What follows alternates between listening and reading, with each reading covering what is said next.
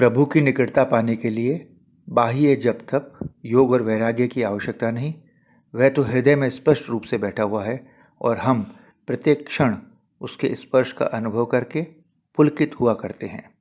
रविंद्रनाथ टैगोर।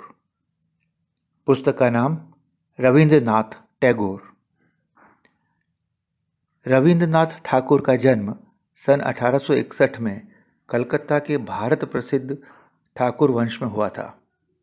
पारिवारिक वातावरण के कारण वे अंतर्मुखी हो गए थे, इसलिए उनका मन कल्पना जगत में अधिक विचरण करता था और वे कविताओं की रचना करने लगे।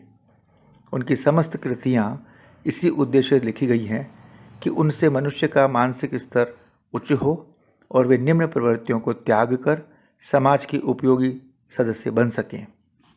उन्होंने अपनी कृतियों के माध्यम से वेद, उपनिषद और अध्यात्म के ज्ञान को न केवल भारत में बल्कि विश्व के अनेक देशों जैसे इंग्लैंड, यूरोप, अमेरिका, चीन, जापान, ईरान, जर्मनी तक पहुंचाया। उन्हें अपने स्वदेश और स्वदेशी पहनावे पर बहुत गर्व था, इसलिए विदेशों में रहकर भी भारतीय पहनावे को उन्होंने नहीं छोड़ा। प्रस्तुत है एक लघु पुस्तक जो अपनी श्रेष्ठ कृति गीतांजलि के लिए नोबेल पुरस्कार विजेता महाकवि रविंद्रनाथ का जीवन दर्शन करवाती है, जिन्होंने अपनी रचनाओं द्वारा संसार में भारतीय संस्कृति का मान बढ़ाया। पुस्तक के सद्वाक्य।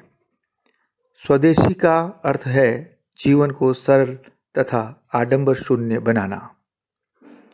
साहित्य का पहला लक्षण लोक कल्याण है। अगर भगवान ने हमको अधिक योग्य और कार्यशक्ति दी है तो उसका लाभ कम विकसित शक्ति वाले अन्य मानवों की प्रगति में ही किया जाना चाहिए। धनवान और राजा तो अपने देश में ही पूजा जाता है, पर विद्वान सर्वत्र पूजनीय होता है। मृत्यु मनुष्य को एक रिक्त जीवन से हटाकर दूसरे परिपूर्ण जीवन में प्रविष्ट करवाती है।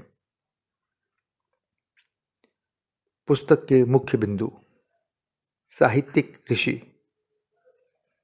जन्म और बाल्यावस्था।